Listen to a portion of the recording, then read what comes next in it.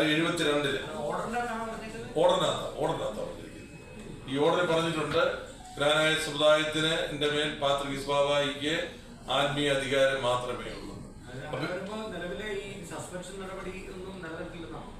അതാണ് പറഞ്ഞിരിക്കുന്നത്. ഈ കാര്യങ്ങൾ കൊണ്ട് പാത്രികീസ് ബാവായിക്ക് ഗ്രാനായ സമുദായത്തിൽ യാതൊരു ഭൗതിക അധികാരങ്ങളും ഇല്ല എന്നും ആത്മീയ അധികാരം മാത്രമേ ഉള്ളൂ എന്നും കണ്ടെത്തി ബാവായുടെ കൽപ്പന കോടതി മരവിപ്പിച്ചു.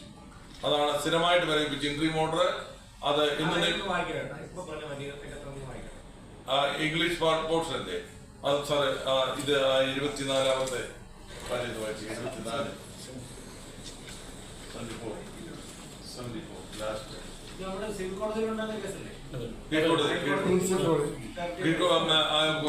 ഹൈക്കോടതിയുടെ നിരീക്ഷണത്തിലാണ്, അതിന്റെ പ്രകാരമാണ് ഇവിടെ കേസ് നടന്നത്. 74 That's the final verdict of the court. On overall analysis of the provisions of Exhibit A1 എന്ന് പറയുന്നത് സമുദായ constitution and the decision of the Honorable Apex Courts, it can be held that the first respondent, ഇപ്പോൾ പറഞ്ഞ കാര്യമായി പറയുന്ന കോടതി, the first respondent means the patriarch. The first respondent has no authority over temporal matters, but he is the spiritual supreme of the samudaya. In the light of the above discussion, I hold that the petitioners in IA 2/24 and IA 11/24 could establish a prima facie case in their favor. The injunction, that is with regard to the passing of the injunction, and finally,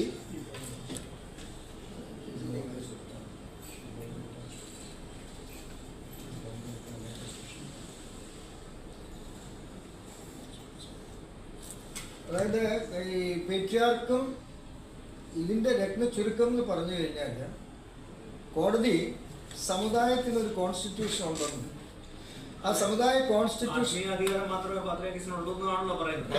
ഞാൻ ചോദിക്കുന്ന ആ അദ്ദേഹത്തിന്റെ ഒരു ഉത്തരവുണ്ടല്ലോ suspend ചെയ്തത്, അത് നിലനിൽക്കില്ല എന്ന് പറഞ്ഞിട്ടുണ്ടോ? ഞാൻ വായിക്കട്ടെ, ആ ഭാഗം വായിക്കും.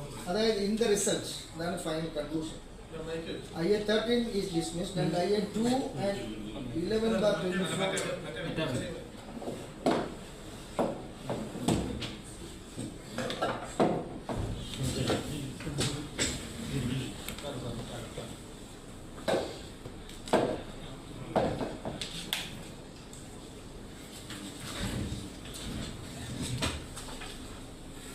The first respondent is restrained from taking any disciplinary action against the second respondent for carrying out the duties and obligations as provided in Exhibit A1 Constitution. ഇപ്പോൾ ഉണ്ടായിരിക്കുന്ന ഡിസിപ്ലിൻ ഇതിനകത്ത് എക്സ്പ്ലെയിൻ ചെയ്ത് കോടതി പറയുന്നുണ്ട് എന്തുകൊണ്ടാണ് why the court came to such a conclusion is also explained in the body of the judgment. കോടതി കണ്ടു സമുദായ കോൺസ്റ്റിറ്റ്യൂഷനാണ് പാരമൗണ്ട് ആയിട്ടുള്ളത്. ആ സമുദായ കോൺസ്റ്റിറ്റ്യൂഷൻ വഴി വേണം സമുദായം അഡ്മിനിസ്റ്റർ ചെയ്യാൻ. സമുദായ മെട്രോപൊളിറ്റൻ എന്ന് പറയുന്നത് is A democratically elected and selected person. അദ്ദേഹത്തെ റിമൂവ് ചെയ്യാൻ, അദ്ദേഹത്തിന്റെ പേരിൽ ഡിസിപ്ലിനറി ആക്ഷൻ എടുക്കാനായിട്ട് സമുദായ കോൺസ്റ്റിറ്റ്യൂഷൻ പ്രകാരം മാത്രമേ പറ്റുള്ളൂ. കാരണം പേട്രിയാർക്ക് അദ്ദേഹത്തെ റിമൂവ് ചെയ്ത് വിചാരിച്ച് വേറെ ആര് ആ സ്ഥാനത്തേക്ക് വരും?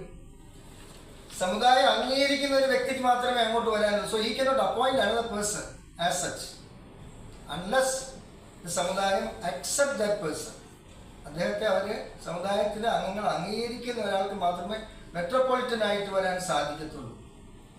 അതുകൊണ്ട് അദ്ദേഹത്തിന് ഡിസിപ്ലിനറി ആക്ഷൻ 2 കാര്യങ്ങൾ കോടതി പറഞ്ഞിട്ടുണ്ട്. സമുദായ കോൺസ്റ്റിറ്റ്യൂഷൻ മാത്രമല്ല, ഇനിയും അവരുടെ സുറിയാനി ആഗമാന കോൺസ്റ്റിറ്റ്യൂഷൻ എടുത്താലും അതിൽ പറയുന്ന കാര്യങ്ങൾ പ്രകാരവും ഇദ്ദേഹം കുറ്റങ്ങളൊന്നും ചെയ്തിട്ടില്ല, തെറ്റ് ചെയ്തിട്ടില്ല.